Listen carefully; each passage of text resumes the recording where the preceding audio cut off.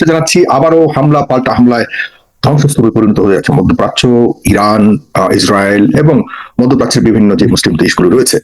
ইরানে 15টি শর্ত সহকারে যে শান্তি চুক্তির নামে যে শর্ত সহকারে প্রস্তাব পাঠানো হয়েছিল যুক্তরাষ্ট্রের পক্ষ থেকে ইরানের কাছে, সেটিকে ইরান নাকচ করে দিয়েছে। ইরান বলেছে যুদ্ধের ময়দানে জয় পরাজয় হিসাব করা হবে।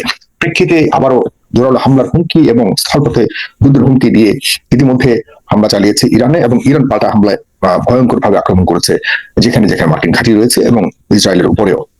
প্রিয় দর্শক, এই মুহূর্তে যুদ্ধের সামগ্রিক পরিস্থিতি এবং সামনের যে সম্ভাবনা সেসব নিয়ে আমরা আজকে কথা বলবো। তিনজন সম্মানিত অতিথি রয়েছেন, যারা ব্রিগেডিয়ার জেনারেল জিয়াউল হাসান রয়েছেন, তিনি নিরাপত্তা এবং আন্তর্জাতিক সম্পর্ক বিশ্লেষক আছেন। অধ্যাপক ফরাদ হোসেন, তিনি আন্তর্জাতিক সম্পর্ক বিশ্লেষক। ইফতেখার আহমেদ মিঠু রয়েছেন, তিনি সমর বিশেষজ্ঞ বিশ্লেষক। আমি জনাব প্রফেসর ফরাদ হোসেন আপনাকে শুরু করতে চাই। শেষ হয়েও তো হলো না, শেষ পর্যন্ত আমরা দেখতে পাচ্ছি যে আবারও হামলা শুরু হলো, পাল্টা হামলা শুরু হলো। আমরা শুনতে পাচ্ছি যে প্রায় 10,000 সৈন্য পাঠাচ্ছে যুক্তরাষ্ট্র, এবং আমরা দেখতে পাচ্ছি ইসরায়েল ইতিমধ্যে তেহরানে হামলা শুরু করেছে। তো এই হামলার এখন এই লেটেস্ট এই হামলার কারণ এবং এটির বা শেষ কি দেখছেন আপনি, জনাব অধ্যাপক ফরাদ হোসেন, প্লিজ। ধন্যবাদ সাগর ভাই। আমরা ইরান নিয়ে বহুদিন যাবত আলাপ করছি এখন, এবং এখানে আমার দুইজন সহ আলোচক আছেন, অত্যন্ত বিদগ্ধ এবং এই বিষয়ে যথেষ্ট পাণ্ডিত্য আছে। একজন জনাব জিয়াউল হাসান, অবসরপ্রাপ্ত ব্রিগেডিয়ার। আরেকজন হলেন আমার খুবই ঘনিষ্ঠ বন্ধু জনাব ইফতেখার আজিম। যাই হোক, আজকে ওনারা অত্যন্ত ভালো আলোচনা করবেন। তারপরেও বলি যে আমেরিকা ঘোষণা দিল 10,000 সৈন্য নামাবে, অর্থাৎ গ্রাউন্ডে নামাবে। এই তো আমেরিকান সময় এই ঘোষণার পরেই ইরান আমেরিকার F-35, F-80 দুটি বিমান ভূপাতিত করবে, এবং এটা স্বীকার করেছে আমেরিকা। এটা অ্যাকনলেজমেন্টে নিয়েছে যে হ্যাঁ, আমাদের দুটো বিমান আমরা হারিয়েছি। এখন গ্রাউন্ডে কোথায় সৈন্য নামাবে? মধ্যপ্রাচ্যের দেশগুলোতে সৈন্য নামাবে? আপনার কি মনে হয় গ্রাউন্ডে 10,000 সৈন্য নামালেই এখানে ইরান পরাজিত হবে? এবং সবচেয়ে অদ্ভুত ব্যাপার, এখানে নামানোর এখানে আমেরিকার সবচেয়ে উদ্দেশ্যটা হলো 10,000 সৈন্য গ্রাউন্ডে নামানো মধ্যপ্রাচ্যে, সেখান থেকে বিশেষ করে বাহরাইন এবং ইউএইতে, মানে আরব আমিরাতে।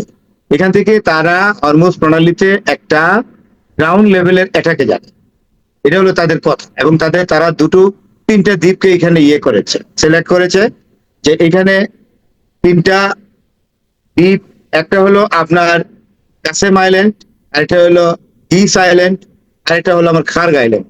এগুলা হরমুজের মোটামুটি একটু বিশেষ দূরত্বে, মানে কনভিনিয়েন্ট ডিস্টেন্সে আছে হরমুজ থেকে। সেখানে তারা সৈন্য নামাবে, অর্থাৎ এই 10,000 সৈন্য ওইগুলোতে অবস্থান নেবে, এই তিনটা দ্বীপে। আমার প্রশ্ন হলো এই, যে ইরান কি তখন হাত পা গুটিয়ে বসে থাকবে? ইরানের যে মিসাইল আছে, ইরানের যে বিভিন্ন ভার্সনের অস্ত্র আছে, এবং ইতিমধ্যে ইরান কিন্তু মানে এআই এর ব্যবহার শুরু করেছে যুদ্ধে। এটা বোধহয় নতুন, ইরান কিন্তু ঘোষণাই দিয়েছে যে এখন আমরা আর্টিফিশিয়াল ইন্টেলিজেন্স ব্যবহার করছি যুদ্ধে। সুতরাং যুদ্ধের গতি আগের চেয়ে তীব্র হয়েছে। সবচেয়ে বড় কথা হলো এর মধ্যে লেবাননে আপনার যেই মানে আক্রমণ করেছে, বর্তমানে ইসরায়েল লেবাননে আক্রমণ করে একটা চাপ সৃষ্টি করতে চেয়েছে, কিন্তু সমস্যাটা কিন্তু অন্য জায়গায় হয়েছে। লেবাননে আক্রমণ করে কোনো লাভ নেই। লেবাননের হিজবুল্লাহদের কাছে 50,000 আপনার মিসাইল আছে, এইগুলোকে সাবডিউ করা খুবই কঠিন, খুবই কঠিন। এটা কখনই সম্ভব না। এবং ইতিমধ্যেই জানেন তো, লেবাননে অ্যাটাক করতে গিয়া দুজন ইসরায়েলি সৈন্য আত্মহত্যা করেছে। যে যুদ্ধ আর ভালো লাগে না, কারণ রাতেও ঘুম নাই, দিনেও অবশ্যই মানে কোনো রকম বিশ্রাম নিতে পারি না, এটা কোনো জীবন না। 2জন ইসরায়েলি সৈন্য আত্মহত্যা করেছে। এর মধ্যে ইরানের সাথে ডোনাল্ড ট্রাম্প একটা নেগোসিয়েশন হয়ে যাচ্ছে, ইত্যাদি ইত্যাদি বলছে। কিন্তু ইরান তো নেগোসিয়েশন চাচ্ছেন না, ইরান চাচ্ছে পারপিচুয়াল সলিউশন। ইরান চাচ্ছে যে এটার একটা মানে স্থায়ী সমাধান হোক, এইটা ইরান চাচ্ছে। আর যেরকম আপনার 15টা পয়েন্ট দিয়েছে ডোনাল্ড ট্রাম্প, এই ইয়েটা কি ইরান কি ডোনাল্ড ট্রাম্পের বাবার তাল্লুক? আমি এটা জানতে চাই। Is it paternal জমিনদারি property of the father of Donald Trump? যে এই 15টা চুক্তি আপনি দেখেছেন? আপনি ইয়ের উপরে চুক্তি দেখেন, আপনার যে নিউক্লিয়ার উপরে চুক্তিগুলো দেখেন। ইরান যে 1951 সাল থেকে নিউক্লিয়ার ডেভেলপ করে যাচ্ছে, হ্যাঁ, নিউক্লিয়ার ফ্যাসিলিটিস কে ডেভেলপ করে যাচ্ছে, এবং তার কথায় সবকিছু এখন ডিস্ট্রয় করবে ইরান। ডিস্ট্রয় করার জন্য এরকম ইরান রাত দিন যুদ্ধ করছে, এবং বলছে আমাদের যুদ্ধ হবে অত্যন্ত দীর্ঘায়িত, এটা শেষ হবে না। ইরানের প্রতিটি নাগরিক বেঁচে থাকা পর্যন্ত আমরা এই যুদ্ধে ইতি টানবো না। ইতিমধ্যে ইসরায়েলের ফোর্সের টানাপোড়েন পড়েছে। আপনি তো জানেন ইসরায়েলের কমান্ডার ইন চিফ একটা মিটিং করেছে, মিলিটারি মিটিং। সেখানে এই মিটিং থেকে তিনি বার্তা পাঠিয়েছেন, মেসেজ পাঠিয়েছেন ইসরায়েলের গভর্নমেন্টকে যে আমাকে সৈন্য দেওয়া হোক, কারণ আমার আইডিএফ এর সোলজার কমে গেছে। তার মানে কি, তারা বলছে না, না বললে আমরা বুঝতে পারি যে ইসরায়েলের মিলিটারি ভয়প্রাপ্ত হচ্ছে। তাই রিজার্ভ ফোর্স থেকে, ইসরায়েলের যে রিজার্ভ ফোর্স তা থেকে সৈন্য চাচ্ছে। আপনি এখন বুঝতে পারেন রিজার্ভ ফোর্স থেকে তারা এখন ইসরায়েলকে সৈন্য নিতে হচ্ছে। তার মানে এগুলো প্রকাশ করে না, কিন্তু we can exactly gas the miserable condition of Israel. এটা কিন্তু আমরা এখন বুঝি। এটা তো, এবং রহস্যজনক ভাবে ইরান কিন্তু রহস্যজনক কিছু অস্ত্র বের করেছে, যে ইন্টারসেপ্টর, এগুলোর নাম এখনো দেয় নাই, বলছে মিস্টিরিয়াস ইন্টারসেপ্টর। এগুলো দিয়ে আপনার এগুলোকে ফেস করতে পারছে না। এবং সবচেয়ে অবাক কাণ্ড, প্রতি 15 মিনিটে আপনার ইরান থেকে ইসরায়েলে অ্যাটাক হচ্ছে। প্রতিটা 15 মিনিটে মিসাইল অ্যাটাক হচ্ছে।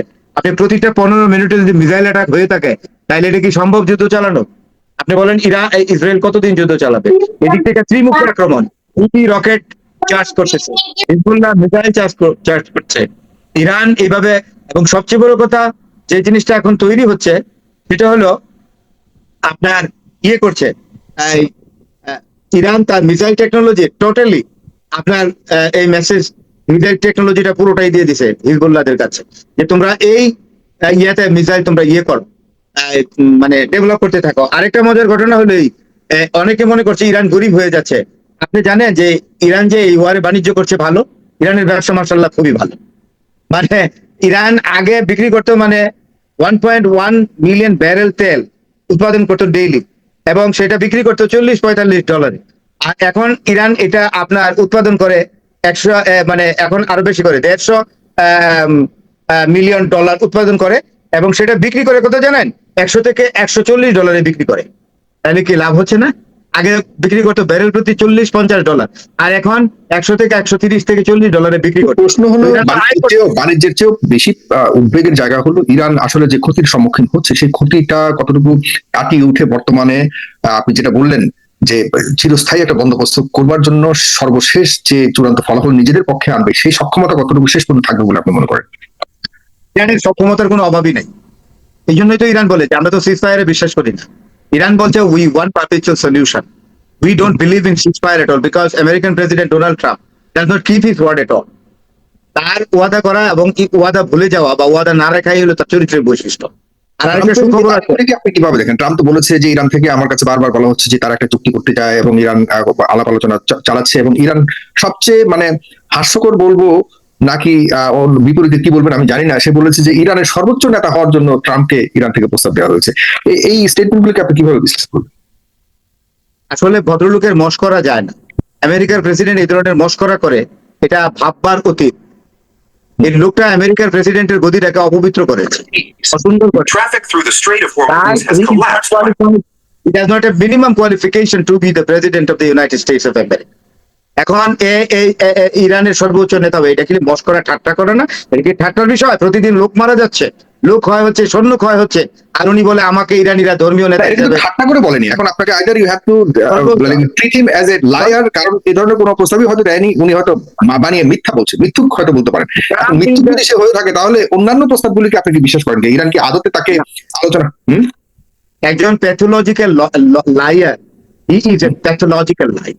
এই লায়ার বললে তাকে আমার বিশ্বাস করতে হবে? আমি কেন বিশ্বাস করবো? আমি কি পৃথিবী সম্পর্কে কিছুটা তো জানি, তাকে আমার বিশ্বাস করতে হবে কেন? তবে সবকিছুর পরও বাংলাদেশের জন্য একটা সুখবর আছে, সেটা হলো বাংলাদেশ, প্রথমত বাংলাদেশের নাম উচ্চারিত হয়েছে এই প্রথমবারের মতো নেগোশিয়েটিং কান্ট্রি হিসাবে। যে দেশগুলোকে নেগোশিয়েটিং কান্ট্রি হিসেবে ডিক্লেয়ার করা হয়েছে, এর মধ্যে বাংলাদেশের নাম এসছে, এবং পাকিস্তান এটা ঘোষণা করেছে যে বাংলাদেশকে রাখা হোক, Bangladesh is a peace loving country. তো এখানে যে কয়টা দেশের নাম, টার্কির কথা বলেছে, তারপরে আপনার নেগোশিয়েটিং কান্ট্রি হিসেবে পাকিস্তান আছে, টার্কি আছে, বা আরো 2-1টা দেশ আছে, তার মধ্যে বাংলাদেশের কথা। বাংলাদেশকে রাখার জন্য Pakistan has made this proposal. আমি মনে করি it's a great honour for Bangladesh, এবং আমি এই জায়গায় আমি মনে করি বাংলাদেশের পররাষ্ট্র মন্ত্রণালয়কে ধন্যবাদ জানাই। সবকিছুর আগে আমি ধন্যবাদ জানাই সরকার প্রধান জনাব তারেক রহমানকে, আমাদের মাননীয় প্রধানমন্ত্রীকে, এবং অবশ্যই আমি খলিল ভাইকে ধন্যবাদ জানাতেই হবে, যিনি আমাদের খলিলুর রহমান সাহেব, আমাদের মানে অনারেবল ফরেন মিনিস্টার। আমি মনে করি উনার বোধহয় জনাব তারেক রহমানের পরামর্শে জনাব খলিলুর রহমান একটা কম্পোজিট ডিপ্লোমেসিতে গেছে, যাতে বাংলাদেশের নামটা নেগোসিয়েটিং কান্ট্রি হিসেবে উচ্চারিত হয়। আমি বাংলাদেশের একজন মানুষ হিসেবে আমি গৌরব বোধ করি যে বাংলাদেশ আমাদেরকে একটা সম্মান দিয়েছে, আমাদের নামটা উচ্চারিত হয়েছে একটা নেগোসিয়েটিং কান্ট্রি হিসেবে। এটা একটা আমাদের মনে করি গৌরবের বিষয় বাংলাদেশের মানুষের জন্য। আর আরেকটা জিনিস এখানে বলেন, এখানে আরেকটা ইসরায়েলে এখন মতবিরোধ তৈরি হয়েছে নেতাদের মধ্যে। নাফতালি বেনেট নামক একজন লোক অল্প দিনের জন্য আপনার ইসরায়েলের প্রাইম মিনিস্টার ছিলেন, উনি কিন্তু একদম ঝেড়ে ফেলেছেন নেতানিয়াহুকে। উনি বলেছেন যে নেতানিয়াহু হামাসের সাথে যুদ্ধে হেরেছে, নেতানিয়াহু হিজবুল্লাহদের সাথে যুদ্ধে হেরেছে, নেতানিয়াহু হুতিদের ফেস করতে পারে নাই, নেতানিয়াহু ইরানের সাথে যুদ্ধে হেরেছে। এখন যদি তাদেরই একজন প্রধানমন্ত্রী নাফতালি বেনেট যদি এই কথা বলে থাকে, আমাদের তো আর বলার দরকার নাই যে what is the actual position and the condition of the war. হ্যাঁ, it is not definitely in favour of Israel at all.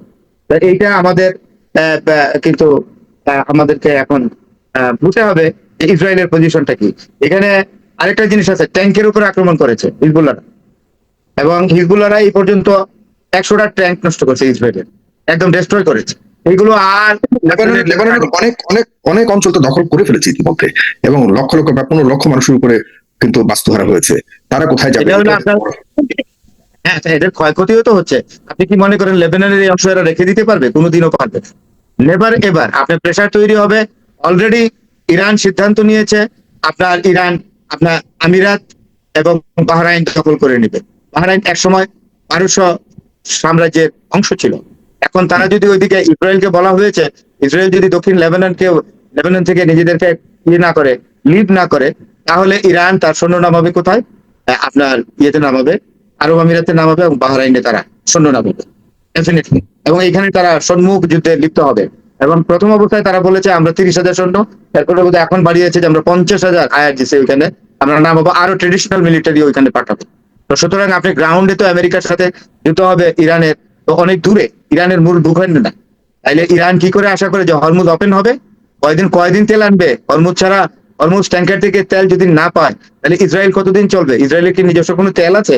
ইসরায়েলের তো তেল নেই। হরমুজকে ইরান কতটুকু ধরে রাখতে পারবে শেষ পর্যন্ত? কারণ হরমুজকে দখলের জন্য হরমুজ আর খার্ক আইল্যান্ডকেই তো সবচেয়ে বড় টার্গেট করে পশ্চিমারা আসতেছে, বিশেষ করে আমেরিকা, ইসরায়েল। এদের যে এখন স্থল যুদ্ধের কথা বলছে, এরা এই দুই একটি স্থাপনাকে প্রধান টার্গেট করে আসছে এখানে স্থলে। হরমুজকে দখল করার কি কোনো পরিস্থিতি তৈরি হয়েছে? দুইটা এয়ারক্রাফট ক্যারিয়ার বড় বড়, জেরাল্ড ফোর্ড এবং ইউএস আব্রাহাম লিঙ্কন তো অনেক দূরে, 850-900 কিলোমিটার। ওরা জেরাল্ড ফোর্ডকে বোধ 1000 কিলোমিটার সরিয়েছে এখন, যেটা শুনলাম লেটেস্ট নিউজ, 1000। আর জেরাল্ড ফোর্ড আর যে আব্রাহাম লিঙ্কন আছে প্রায় আপনার মানে 800 কিলোমিটার দূরে। তো আমি তো কিরকম আঞ্জাম দেখছি না। হ্যাঁ, আঞ্জাম তো মনে হচ্ছে না কোনো। তাইলে আপনি হরমুজ নিয়ে যাবে, হরমুজের ধারে কাছেই তো আসতে পারেন এখন। হরমুজ হবে রণক্ষেত্র, হরমুজ হবে ওয়াটারলুতে আপনার নেপোলিয়ন বোনাপার্ট কনফিডেন্ট ছিলেন যে Napoleon Bonaparte was an unchampion military leader, particularly in land war. উনি দাবি করতেন না যে আমি নেভিতে অনেক শক্তিশালী, উনি বলতে চায় যে আমি ইনফ্যান্ট্রি এবং ক্যাভেলরিতে ওয়ার সেরা। ইনফ্যান্ট্রি এবং ক্যাভেলরিতে নেপোলিয়ন বোনাপার্ট যখন এই ঘোষণা দিলেন, আর্থার ওয়েলেসলির কৌশলটা ছিল কি জানেন?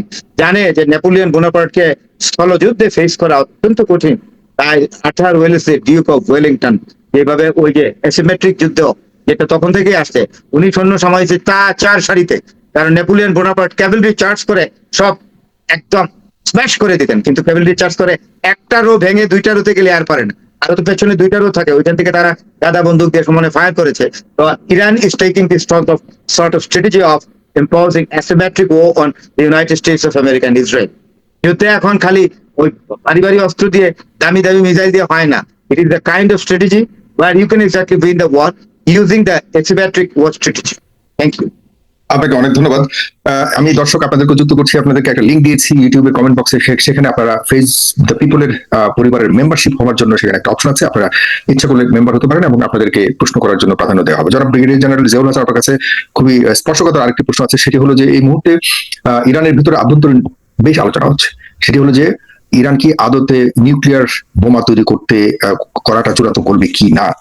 আগে যতটুকু শুনতাম যে ইরানি মিডিয়াতে সরাসরি আয়াতুল্লাহ আলী খামেনি নিজে বলেছিলেন যে ইসলামে নিউক্লিয়ার ব্যবহার সঠিক নয়, এই ধরনের একটি ফতোয়া তিনি জারি করেছিলেন বলেই কিন্তু ইরান কর্তৃপক্ষ এই পর্যন্ত এই নিউক্লিয়ার বোমা সমৃদ্ধ চূড়ান্ত করেনি।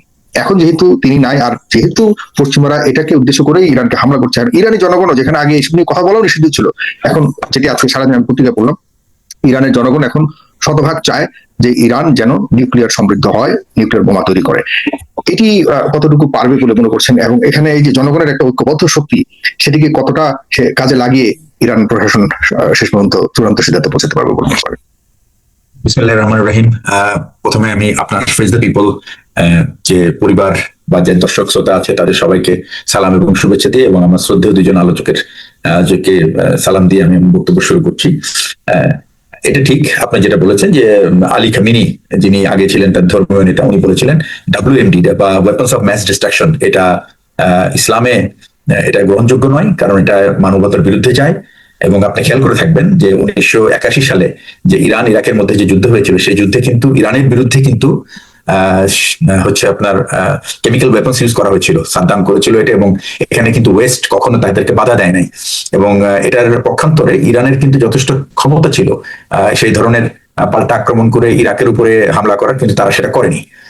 বরং তারা আমার মনে হয় যেটা সেটা হচ্ছে যে এই কথাটা কিন্তু আরো 2-3 জন পলিটিক্যাল অ্যানালিস্ট যারা ইতিহাসবিদ প্লাস একই সাথে রাজনৈতিক বিষয় নিয়ে আলোচনা করেন, এই যে আমি দুজনের কথা বলি, একটা হলো জন মেশমায়ার আর একটা হচ্ছে জেফরি স্যাক। দুজনে কিন্তু বলে যে ইরানের যে এখন যে কনসেপ্ট, সেই কনসেপ্টটা হচ্ছে দুইটা ইসরায়েল এবং ইরানের দুইটা ডিফারেন্ট কনসেপ্ট আছে। ইসরায়েল ইউএস যদি আমরা ধরি একটা ফোর্স, আর যেটা এক্সিস অফ রেজিস্ট্যান্স বলে, যেটা ছিল ইরান, চায়না এবং সোভিয়েত ইউনিয়ন, যদিও দে আর নট ইনভলভ, বাট এদেরকে বলা হচ্ছে এক্সিস অফ রেজিস্ট্যান্স। তো এদের যে দুটো পক্ষের যে কনসেপ্টের ভিত্তিতে এই পুরো অপারেশনটা চলছে, একটা হলো দি পলিসি অফ বারবারিজম, আর একটা হলো পলিসি অফ হিউম্যানিটি। তো পলিসি অফ হিউম্যানিটি কিন্তু অল থ্রু পার্সিয়ান তাদের যে ট্রেডিশনাল বিলিফ এবং তাদের যে ভিউজ অন হিউম্যানিটি, এটা কিন্তু খুবই স্ট্রং, এবং তারা কিন্তু এখন পর্যন্ত ডেলিবারেটলি কোন রকম বেসামরিক লক্ষ্যবস্তুতে তারা কিন্তু আঘাত হানে নাই। তারা যদি আঘাত হেনে থাকে সেটা হয়েছে, বা যদি বেসামরিক, সেই জন্য দেখবেন আপনি যে ইসরায়েলের কিন্তু বেসামরিক লোক নিহতের সংখ্যা কম। তারা সামরিক লক্ষ্যবস্তুতে টার্গেট করেছে, এবং সামরিক যদি হতাহত হয়ে থাকে তাহলে সেখানে হয়েছে, যদিও এটা কিন্তু পুরো ইনফরমেশনটাকে কিন্তু অ্যাকচুয়ালি টুটি চিপে ধরা হয়েছে। মানে ইসরায়েলের কিন্তু যে মিডিয়া, তারা কিন্তু ঠিক মতো কাজ করতে পারছে না, এবং আন্তর্জাতিক মিডিয়াদেরকেও কিন্তু কাজ করতে দেওয়া হচ্ছে না। তো এখানে যেটা বলছি সেটা হচ্ছে যে যেহেতু এখন সর্বোচ্চ ধর্মীয় নেতার পরিবর্তন হয়েছে, এবং ইরান কিন্তু এখন যদি তাদের শেষ পর্যন্ত যদি তারা বাধ্য হয় যে এটাই স্পষ্ট হতে চায়, এতদিন আসলে জনাব আয়াতুল্লাহ আলী খামেনি যিনি মৃত্যুবরণ করেছেন, তিনি আসলে চাননি ইরান নিউক্লিয়ার সমৃদ্ধ হোক। এক্স্যাক্টলি উনি নিজে কিন্তু আক্রান্ত ছিলেন, উনি নিজেই কিন্তু তাদের হামলা আক্রান্ত, এবং ওনার একটা হাত কিন্তু নষ্ট ছিল, এবং উনি যখন মারা গেছেন, এই যে ব্যাপারটা সেটা হচ্ছে যে তার যে কনসেপ্ট, আমার মনে হয় যে তার ছেলে এই কনসেপ্টটা কতটুকু ধরে রাখতে পারবে আমি ঠিক জানি না। বাট ইরানের কাছে কিন্তু নিউক্লিয়ার বোমা তৈরি করার যে পরিমাণ এনরিচড ইউরেনিয়াম দরকার সেটা কিন্তু আছে, but it is not 95% and above enriched না, এটা 60% enriched। এখন প্রশ্ন হচ্ছে যে ইরান কি তারা আণবিক বোমা তৈরি করবে কি করবে না, এটা এখন তাদের জনগণ ঠিক করবে, এবং তাদের পরিস্থিতি নির্ভর করবে যে তারা আসলে এটা করতে হবে কি হবে না। তবে আমার কাছে মনে হচ্ছে এই মুহূর্তে ইরান এই ধরনের কোনো পদক্ষেপ নিবে না, কারণ ইরান এই মুহূর্তে সারা বিশ্বের কাছে কিন্তু তাদের গ্রহণযোগ্যতা আমেরিকা এবং ইসরায়েলের থেকে অনেক বেশি, এবং এটার কিন্তু কয়েকটা প্রমাণ আছে। তার সবচেয়ে বড় প্রমাণ হচ্ছে ইউরোপ আমেরিকাকে কিন্তু বারবার প্রত্যাখ্যান করেছে এই যুদ্ধের ব্যাপারে, এবং তারা আজকের খবর হলো ইতালি তাদের সমস্ত সেনাদল আমেরিকান বিভিন্ন বেজে যে যারা ছিল তাদেরকে কিন্তু উইথড্র করে নিয়ে গেছে, এবং তারা বলেছে the Italian force will not be part of this war. এটা কিন্তু একটা খুবই একটা ইম্পর্টেন্ট একটা কিন্তু ডিসিশন। ইটালি কিন্তু একটা মেজর পাওয়ার ইন ইউরোপ। আপনি জানেন যে 5টা কিন্তু কয়েক দেশ ইউরোপে তারা খুব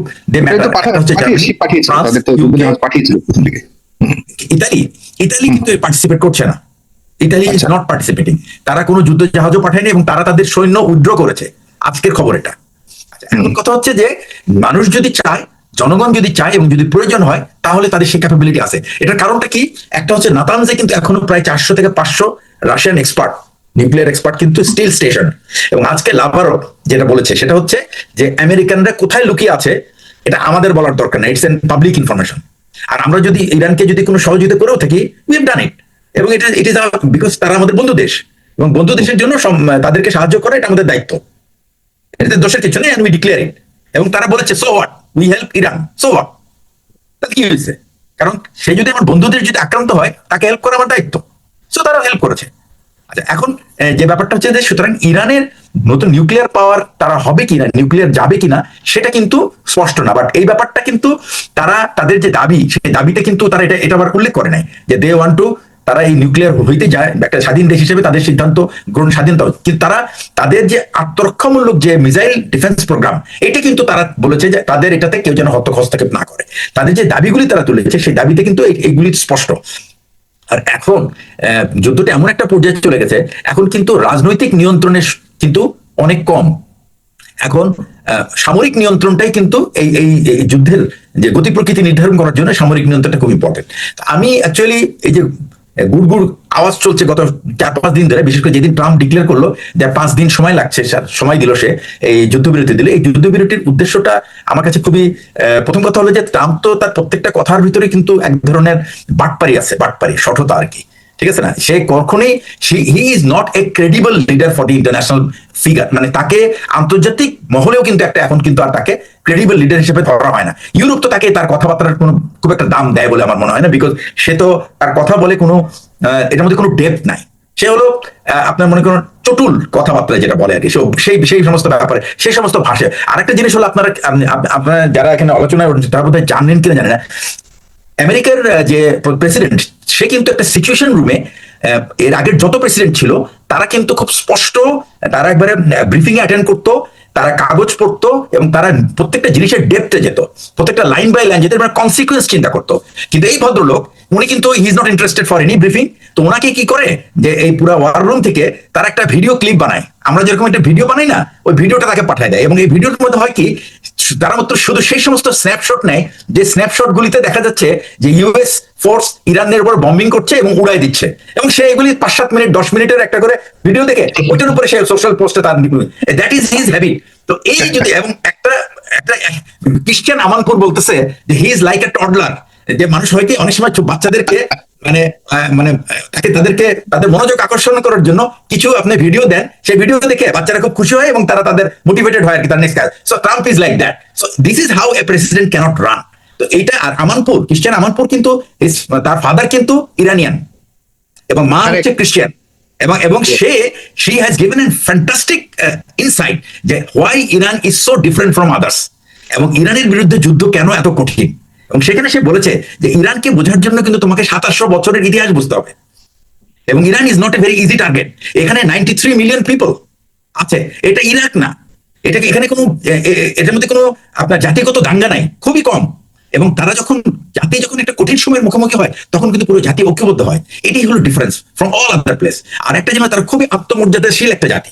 এই আত্মমর্যাদাশীল জাতিকে যখন আপনি আঘাত করেন তার আত্মমর্যাদায়, তখন তারা কিন্তু সাংঘাতিক। বর্তমানে যে টেনশনটা আবার বেড়েছে আজকে থেকে, যে টেনশনটা, এটা হলো একদম পুরোপুরি আমি মনে করি যে চূড়ান্ত টেনশন, চূড়ান্ত আক্রমণ এখান থেকেই আসলে নির্ধারণ হবে কার পথ কোন দিকে, আমি যতটুকু বুঝতে পারছি। কারণ এখন ট্রাম্পও বলেছে অলরেডি, তার বন্ধুদেরকে, তার সঙ্গীদেরকে বলেছে যে যত দ্রুত সম্ভব এই ইরান যুদ্ধকে সমাপ্ত করতে। এখন এই সমাপ্তটা কি ইরানকে জয় করে সমাপ্ত করতে চায়, নাকি ইরান থেকে পরাজিত হয়ে সে ফিরে যেতে চায়, বা তার প্ল্যান কি, এটি আপনি কি বুঝতে পারছেন? আমি আপনাকে একটা কথা বলি, আমেরিকা এই খার গাইলেন এবং হরমুজ প্রণালীকে আমি বলতেছি, আমি পুরো ব্যাপারটা আসছি জানি। এবং সেটা হচ্ছে যে আমি দুটো জিনিসই, আমি প্রথম কথা হলো 82nd এয়ারবর্ন ডিভিশন, তাদের অ্যারাউন্ড 3000 সোলজার তারা রেডি করেছে, আর ইউএসএস বক্সার আর হচ্ছে যে ট্রিপলি, এই দুটো হচ্ছে তাদের মেরিন কোরের যে এক্সপিডিশনারি ইউনিট বা একটা অ্যাম্ফিবিয়াস অপারেশন চালানোর জন্য যে জাহাজগুলি তারা ব্যবহার করে সেটাই। প্রথমটা হচ্ছে খার্গ আইল্যান্ডটা হলো 438 কিলোমিটার দূরে হরমুজ প্লানি থেকে, এবং সে হলো closer to Iranian coast which is 25 kilometre.